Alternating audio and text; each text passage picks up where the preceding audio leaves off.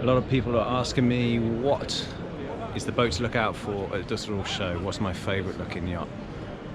Don't want to answer that, but one I'm very excited to see is Dragonfly's new flagship 40. This is a big performance cruising trimaran, and I've been here for 3 days now and haven't been able to get near the boat because there's been so many people looking at it. But we'll go up onto the stand now and try and grab Jens Quorning, designer, and have a little look through it. So this is the new Dragonfly 40, and here is Jens Quorning, the designer. Jens, can you tell us about the boat? Can you tell us why you wanted to create a much larger Dragonfly and the key concepts you wanted on it? Sure, I'd love to.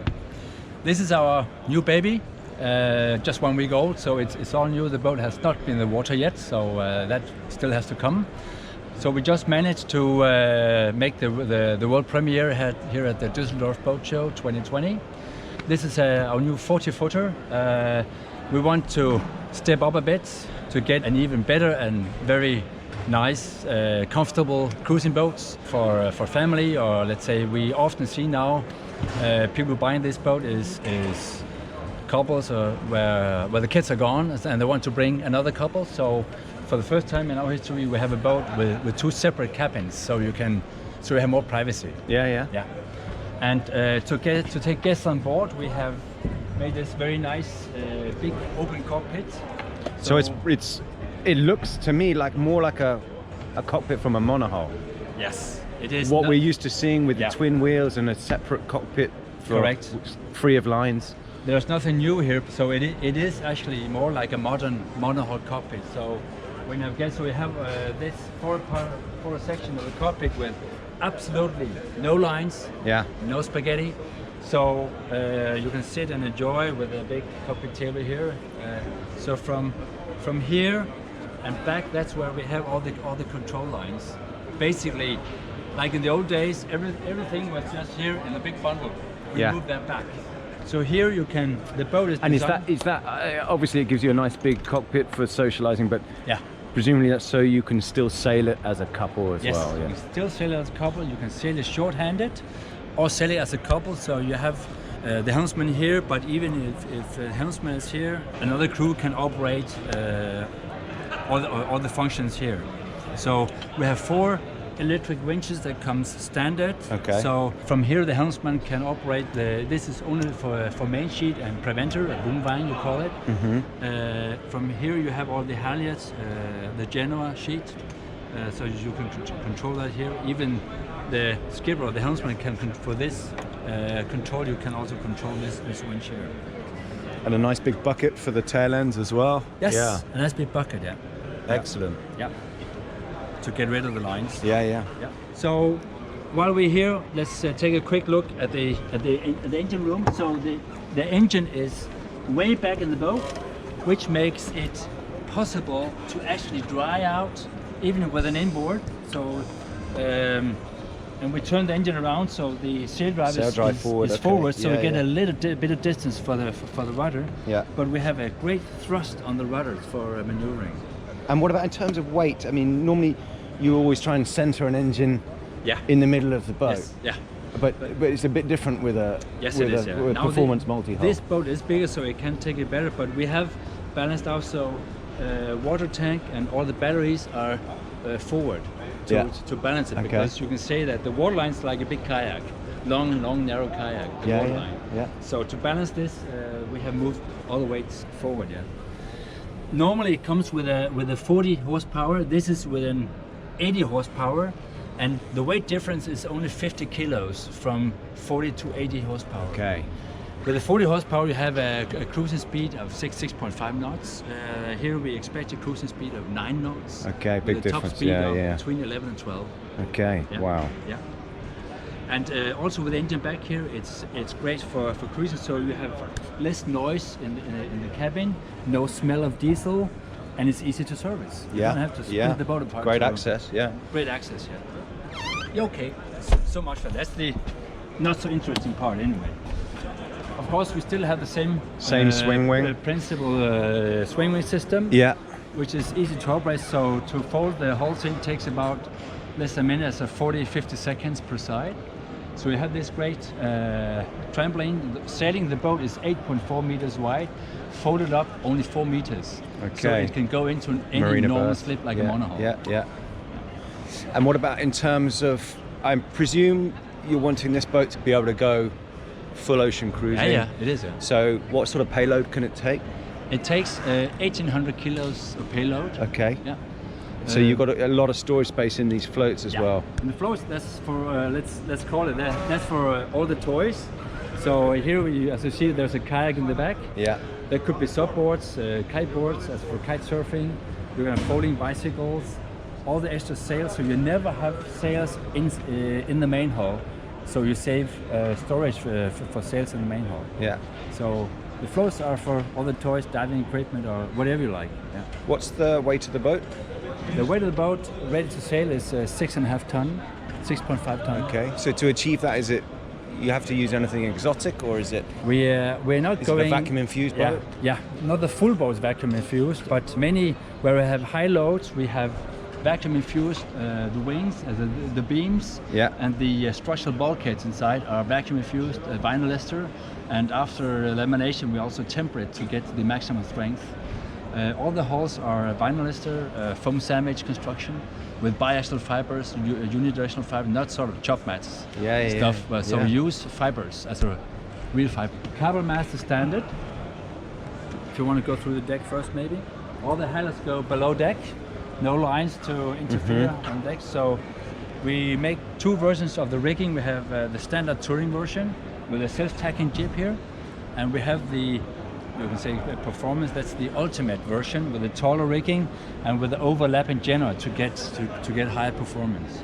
As we go along, we have an anchor locker with windlass. We have a small fixed bowsprit with integrated anchor system. Run a code 0 from the nose, and even an asymmetric spinnaker or furling spinnaker, doesn't matter. Okay. Above the anchor we have an integrated bow ladder, so when you come, if you go in with the bow to a pontoon, you can take the bow ladder out and get down off the boat. Yeah, and in terms of comfort, I mean, it looks like, well, look at all the opening hatches for light and ventilation. Lots big of light, factor, lots of air. Yeah. Don't need aircon. No, this sort of boat. some places maybe, but normally not. But you can have a generator on this. You can, yes. Yeah. Where would that go? Could be in the engine room with a small engine. Could be in the float maybe. Okay. Yeah. Should we have a look inside?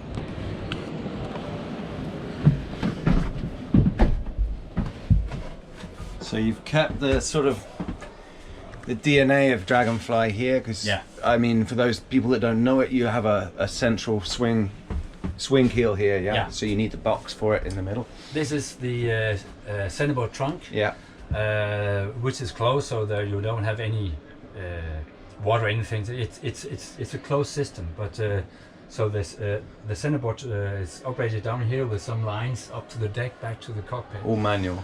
All manual, yeah. So the centerboard draws 2.3 meters when it's down, and when you check the centerboard up, it's only 70 centimeters of draft. Okay. So you can beach as a dry out or even beach the boat. Basically traditional, but we love this Scandinavian style with high-end wood. So we have an owner's cabin in the back, a nice double cabin. Yeah, it goes right under the cockpit. Yeah. And standing headroom here as you go in. Dress and undress. Yeah.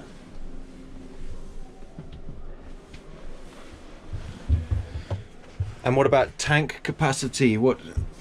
Yeah. Water tank is 220 liters, based down here under the floor.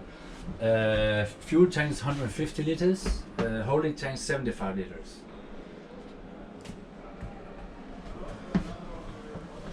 Nice and bright. Nice and bright. So it's nice to have a boat where you have really great sailing upstairs. And when you go down below, it's really nice, cozy, comfortable, and So you got an induction hob on this. You can have gas, I guess, as well. Yes, gas is standard. This is induction and with a microwave oven, and so normally we have a gas and a gas oven. Standing chart table area with the electronics neatly mounted up there. And these berths you can sleep on as well. Yeah, you can actually fold up this part of the table. So there's a part here of the there's a wooden board which is already here, so that you can flip over here, and you can take this this part of the backrest and put in here. So you have you can say it's a small double, but a very big single. Yeah. Okay. Yeah. And forward you will find another double cabin with cabinets on each side with some storage underneath.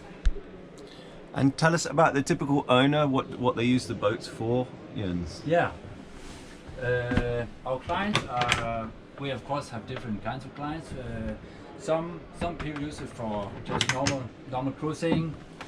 We also have clients using it for extended cruising, even for long distance sailing. I wouldn't say this is a blue water boat where you go twice around the world. Yeah. We have one client who have gone around the world, but typically, this boat is also for ocean crossings for sure. Yeah. And not with 10 racing as well. For racing, this is not a Formula 40. Yeah. But for normal racing, offshore racing, yes, you can. You must have a pretty good idea about the potential performance of the boat. Can you give us an idea of that? I expect top speed on flat water as a no surf. As without surf, we should be able to reach 24 knots. Wow. Yeah. And with the co-zero, so light airs, the boat will perform very well. In medium airs, it will still be fast compared to other boats, but not mega fast. But again, plus, let's say, from plus 16 feet, 16 knots of wind, and up, the boat will be very powerful. So tacks very well, tacks easily, points 40 degrees to the wind, as you have a tacking angle of 80 degrees. Yeah. Not like normal catamarans. Yeah. So you have really good upwind performance. Doing probably, we expect 11-12 knots upwind. And how much money are you going to ask me for? Yes. Now I'll get to the. Yeah. That's the issue. The boat is built in Denmark, and that's very expensive. Everything's handmade here, high quality. Yeah. So base price, including that, is between 650 and 700,000 euros, including that, including sales, including electric winches and so forth, but without electronics. Jens, it's a beauty.